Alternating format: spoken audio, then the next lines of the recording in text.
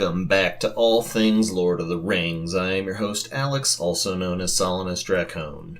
Before I get to the topic of today's episode, I would like to take a moment to respond to some comments I got on Reddit regarding the last vid. I want to thank folks who are leaving me feedback of any sort, positive or negative, as it helps me not only improve my content, but engage actively in the community.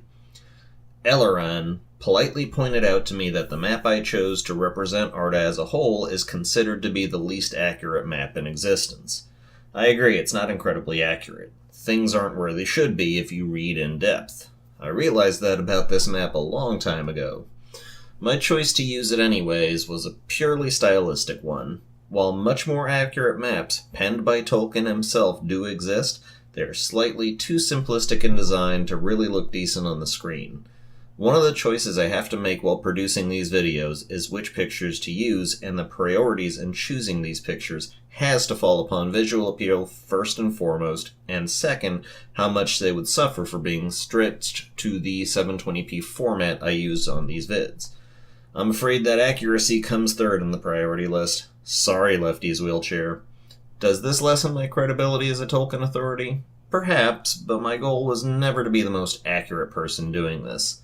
My goal is simply to give a truncated explanation of things and let the truly interested do their own research. Rakino pointed out to me from the Tolkien letters, letter 131, that the hobbits are meant to be a branch of the human race.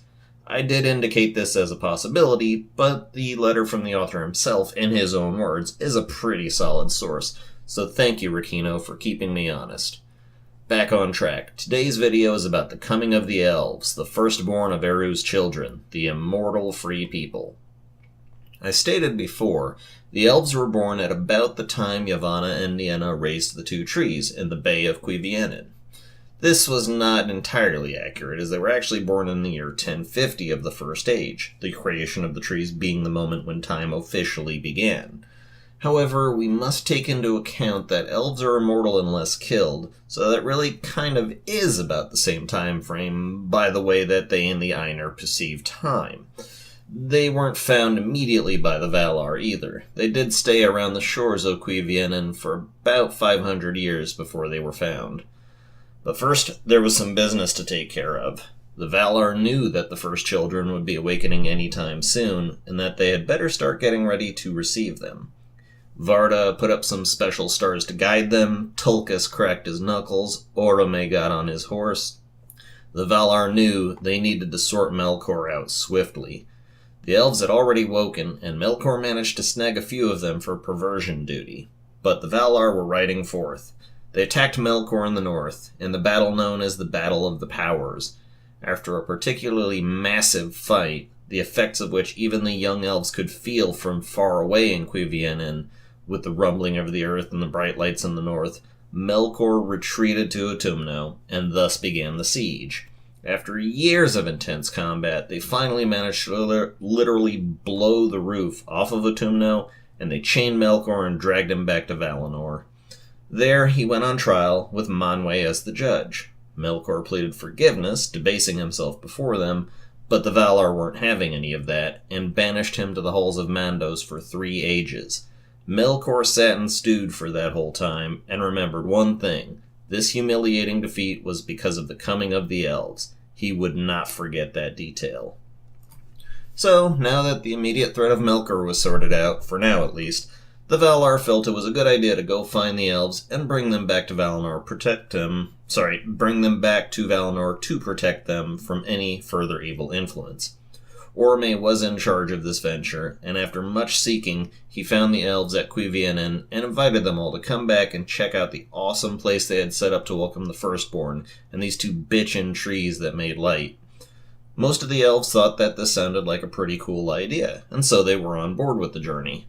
Quite a few, however, were not interested, and they stayed behind. Thus, the great journey to the west had begun. As they went on, some of the elves during the journey decided that the places they were seeing along the way were just fine, and decided to stay in those places. Thus began the first sundering of the elves. Now, the OG elves were called Gwendi, or Kendi, however you want to say it. After the sundering, there were 2 basic classifications. the Calaquendi, who are the ones that decided to go ahead and check out the trees, and the Moraquendi, those who declined. The Moraquendi were composed of two subgroups, Avari, the unwilling, who were the first of them to refuse coming, and the Teleri, those who made it most of the way, but decided they settled down in the lands that they found. Thank you very much. One more thing to mention is that there was a teensy bit of a sundering within the Teleri as well. Some of the Teleri flat out stayed in Middle-earth, mainly in a land called Beleriand, and made it their homes.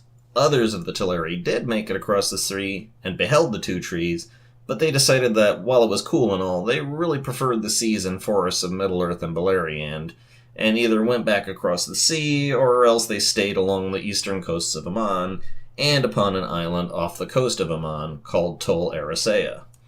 The ones who made it across the seas to Aman and beheld the two trees were called the Calaquendi, and were divided into two of their own subgroups, the Vanyar and the Noldor.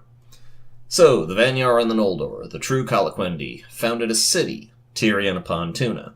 No, not that Tirion upon Tuna, this Tirion upon Tuna. Tuna was the hill, and Tirion was the city. Both the Vanyar and the Noldor made this city, but while the Vanyar decided to move on into the interior and hang out in Valinor full-time, the Noldor kept this as their capital city. The main way in which the Vanyar and the Noldor differed is that while the Vanyar decided they wanted to ascend to the greatest glory and dwell forever under the light of the trees in the gardens of the Valar, the Noldor took a great liking to the aspects of the smith Aule, and made many wonderful and beautiful things out of the gems and ores of the earth. The Noldor could then, in this light, be considered to have been the more earthbound of the Calaquendi. They had certainly seen the light of the trees and loved it, but they still had heavy ties to the stuff of the world upon which they were born, while the Vanyar were content to simply bask in the radiance of the stars and the trees. The Calaquendi spent many a long year, century, actually millennium, within Valinor, and life was pretty good. The Elves at this point in their lifespan were still young and curious. Everything new was a delight to them, and almost all of them formed a special affinity with the ocean, one which saturated their very souls and lasted throughout all the ages of the earth. Everything was just fine, except Melkor's sentence was running out. That's a subject for another episode.